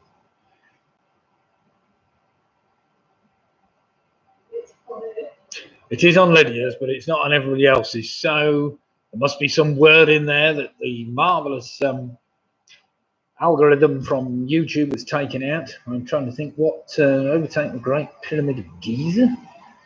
Tallest man-made structure in the world. God knows. I will repeat question number 9 for you all over again. When after the name of a cathedral, it doesn't appear in there. Ian's quite right. Lydia's tried to put it in. It appears in hers, but not in everybody else's. So when completed in 1311, which cathedral is said by many historians to have overtaken the Great Pyramid of Giza as being the tallest man-made structure in the world? I wonder whether it's the word Giza. Might be. Might be offensive to somebody or other. Oh, yeah, there we have it. Lydia's, yes, the word Giza, it doesn't like Giza, so. So if you want to put anything on about geezers, just don't put Giza. What? Presumably it means something horrible in another language, but never mind. It is tricky, isn't it, I suppose, for these websites to filter out words, especially when they mean different things in different languages, of course. You know, it can be very offensive in different languages. It's like symbols, isn't it, I suppose, but never mind. Right then, everybody, come on, let's put you all out your misery. It's been great to see so many of you taking part tonight, as I've already said. Do feel free to come and join us on Sunday. Last Sunday we had a bit of a record turnout, so I hope most of you will come again, even if the quiz wasn't quite up to the normal Sunday standard, but never mind. Wednesdays I have to rush a bit because I take the kids out, do a lot of other things, you know. I only get a couple of days to actually write them, but never mind. So here we go then, general trivia. Let's put you out your misery. The Isle of Skye postcode starts with IV, as in Inverness. It's the nearest city to the Isle of Skye, about 40 miles away. It's not actually close, but it's a lot closer than anything else. Number 2, of course, the Tanner was the sixpence. Number 3, it was the storming of the Bastille. Bastille Day, July the 14th. Number 4, the last time, or the last year in which there was a UK general election and a US presidential election.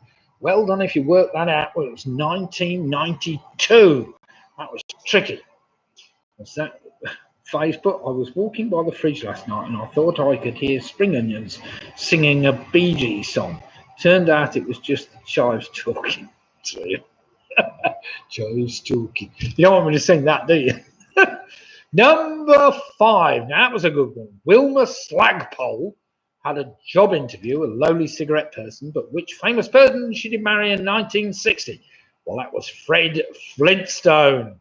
According to the fan zone, there is no date of actually when they did get married, but they got married in episode 2 or season 3 or something, which actually was put on air in 1960. So it's Fred Flintstone I was after. Number 4, of course, that word for farmer is a Boer, as in the Boer Wars. Number 7, the Great Fire of London. Apparently, it started in Pudding Lane and it finished in Pie Lane. Now, isn't that a bit of coincidence? Never mind, puddings and pies. Number 8, of course, where would you find the Bird's Nest Stadium? That's Beijing. It was built for the 2008 Olympic Games, wasn't it? Let's get it right. When completed in 1311, which cathedral is said to bind many historians to have overtaken the Great Pyramid of Giza? Of course, that was Lincoln Cathedral, and it stayed that way until the central spire caught fire in a storm, or blew down in a storm, and then it became a less tall thing, but never mind. I will make this extremely clear. You should not sing anything ever. It's like the Lord telling us. It's like God telling me off, isn't it? And finally, question number 10. In the 1950s, a number of celebrities posed with a machine called Ernie in an attempt to promote what? That was, of course, the National Savings Scheme, premium bonds. I wanted premium bonds, which you can still buy today. And a good investment for those with lots of money. but not such a good investment if you can't buy many. Right, then we've got some scores coming in. Carol's done very well tonight. Well done, Carol. Carol Green on 52 points. I think anybody in the 50s should give themselves a pat on the back tonight. We got PRS on 59 points. Well played then. David Anderson on 45. Well played. The Yorkies end up with a fantastic 46. Well played. Georgie and Russ. Well played, Sarah. Russ and James on a fantastic 47. Sorry, Georgie, it's Rory, not Russ. Oh, it's a bit tricky when I got all these, but never mind. Jed and Tracy end up on 56. We got the Giffords on 49. Well played, Graham and Jane. Sarah's on 47. We got Pick and Mix on 52. Mick Roberts ends up with 50. I think that's very good score. The Famous 5 on 48. We got Home Alone 6. 51 points. Mike Yates ends up with a slightly disappointing tonight, Mike. 29.5, but even so, it's a taking part that counts. Paula from the Quiz Rascals end up on 59 points. Well played them. I think your singing is great, said PRS. You see, we've got some there. Footy Fox 86 are on 35.5. The Teasers are on 58. Penny Graham's on 38. Booby Prize Girls end up with 50.5 points. Michelle ends up with an excellent trivia round. She said 54 points. Not my best, said Ian. Never mind, Ian. 42.5. We got the 3. The Windshield 2 on 54 points. As I said, anybody in the 50s tonight has done remarkably well. So Martin Davis, Weak Links, 42.5. Defeat snatched from the jaws of catastrophe. Wonderful saying. Split the Difference end up on 58 points. That's excellent. Harry Julian in the Bottle of Shiraz plus 9. Not too shitty, 54. Well played them. Right then, let's just go through the score. So we've got Split the Difference on 58 points. That's a cracking finish. We've got Michelle, 54. We got the Teasers on 58 points. So there's a couple of teams there on 58. So that's a cracking score. We've got Paula Lewis and the Quiz Rascals on 59. We've got Mick Roberts on 50. Pick and Mix 52. We've got Jed and Tracy 56. That's a great score. We've got PRS on 59 points with Carol Green on 52. So PRS managed to claw themselves a point back there on the Quizzy Rascals and end up joint winners tonight on 59 points. So we've got joint winners PRS and the Quizzy Rascals. And on 58 points, we've got the Teasers. And I think Split the Difference. So fantastic. Very close ending in the end. So Robin's saying, now we could have a straw poll as to whether I should sing or not in any of the videos. Robin clearly says I should clearly not sing at all, but it may be that, just may be that if we did a bit of a straw poll, it may be that people would prefer me to sing the odd thing to them, but on the other hand, maybe not. Right then, we will see you all again. If you're free on Sunday night, do come and join us. I'll see whether I can put together 6 really exciting rounds on Sunday with plenty of crap trivia in there, especially Wilma Slagpole or whatever her name was. Oh dear, oh dear. Well, there we have it. Right. Good evening, everybody. Cheers. Stay safe. Let's all get our injections soon so we can get back to some kind of normality. And it will be great. People would be wrong. Jackie, I'm with Robin. Jackie, right. That's it. So, wait a minute. Jackie, Robin, they're both on my Jackie's, Robin. Right, they're both on my, they've gone off my Christmas card list. Right, thanks everybody. We will see you all again on Sunday. Do come and join us then. Same time, 8 for 8:15 for a bit more quizzing. Thanks, guys, and thanks everybody for taking part, especially if you added a bit to the chat. The jokes are always welcome. So if you can think of a few jokes to add for Sunday's quiz, that'd be great. In the meantime, if you want to give me a quick like before you go, just hit the like button. And before I hit the end stream, do feel free to come and obviously subscribe to my YouTube channel, Pewee1957. Thanks, everybody. We'll see you all again. It's great to do some quizzing with everybody. Good night and take care. Right, we'll finish the feed now. Good night, everybody. There we are.